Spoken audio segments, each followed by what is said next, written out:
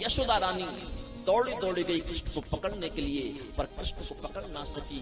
लेकिन कृष्ण स्वयं माँ के इस भक्ति भाव को देख करके माँ के हाथ में आ गए। मैया कृष्ण को लेकर के आई, एक साथ में रस्सी लेकर के आई।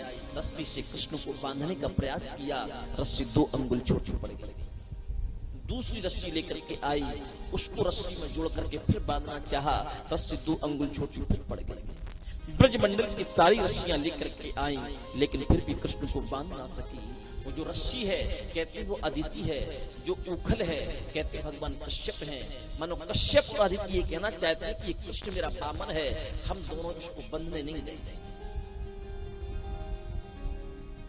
लेकिन जब भक्त भगवान को ना बांध सके, जब भक्त का अहंकार टूट जाता है, तो भक्त के बंधन में भगवान स्वयं बंध जाते हैं। भगवान ने कहा मैया तो मुझे नहीं बांध पाएगी, ये रस्सी मुझे दे दे, मैं स्वयं बंध जाता। उस रस्सी से भगवान स्वयं बंध गए।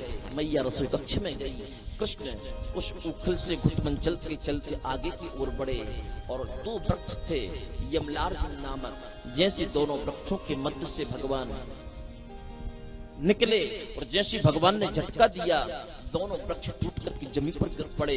उनमें से नल कुबर और मणिग्रीव दोनों प्रकट हुए। भगवान ने दोनों पर कृपा की। ब्रजवासियों ने मन में विचार किया कि जब से लाला भयो है, तब से या ब्रजमंडल में काऊ ना काऊ उत्पात है रहो है। ये गोकुल नगरी हमारे लाला के लिए ठीक नहीं है, इसलिए गोकुल नगरी को छोड़ करके हमें कहीं और जाना चाहिए।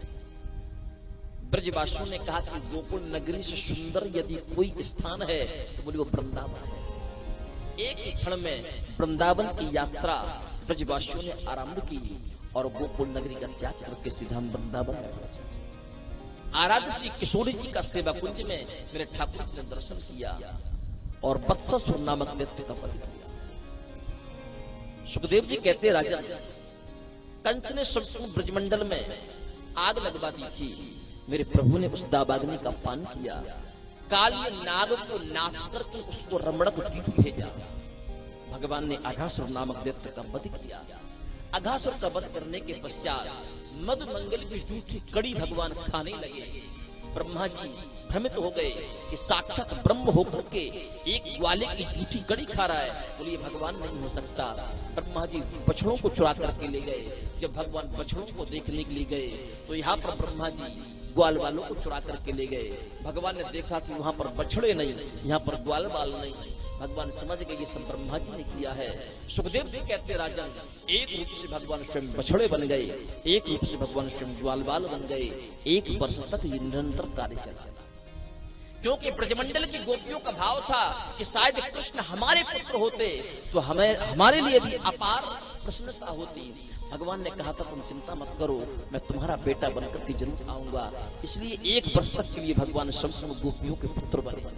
गायों के मन में भाव था यशोदा रानी तू कितनी भाग्यशाली है जो कृष्ण जैसा बेटा तूने पाया, शायद कृष्ण जैसा बेटा हमें मिल पाता तो हमारा भी जीवन सुधर जाता। तो आज भगवान स्वयं बछड़े बनकर के गायों के पुत्र बनकर के आए। भगवान ने गायों पर भी कृपा की। जिन बछड़ों को हम कत्ल खाने कटने के लिए भेज देते हैं वो कृष्ण की भक्ति कभी नहीं कर सकते, क्योंकि बछड़े भी कृष्ण का रूप है, गाय भी कृष्ण का रूप है और नंदी शिव का रूप है। गाय का रक्षक गोविंद है और नंदी का रक्षक शिव है।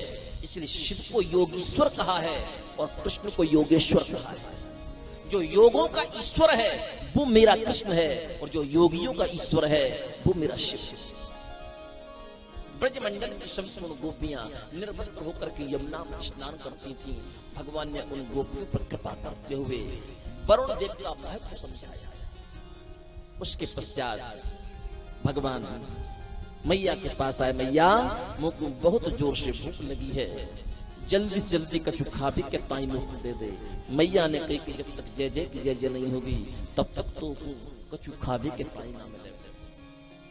भगवान दौड़े दौड़े बाबा के पास गए। घर घर में सुंदर सुंदर पूजन की तैयारी चल रही थी।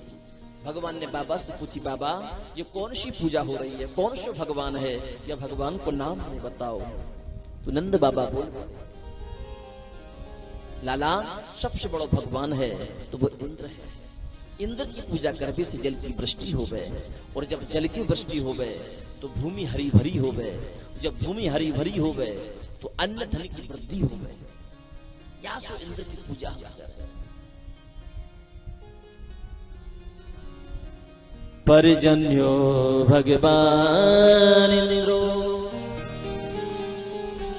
मेघस्तस्यात्ममूर्तयः तेभि वर्षन्ति भूतानां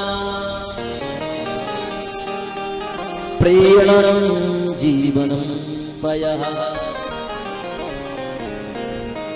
भगवान बोले, ओ इंद्र भगवान बन गया। कब से? भगवान बोले, बाबा इंद्र कोई भगवान थोड़ी हो गए, इंद्र तो एक पद हो गए। जिस प्रकार प्रधानमंत्री कोई व्यक्ति विशेष नहीं होता, जो उस पद पर बैठेगा वो प्रधानमंत्री कहलाएगा, उसी प्रकार इंद्र भी एक पद है, जो उस पद पर बैठेगा वो इंद्र कहलाएगा। इंद्र कोई व्यक्ति विशेष नहीं। जब व्यक्ति विशेष इंद्र नहीं है तो वो भगवान कैसे हो सकता है?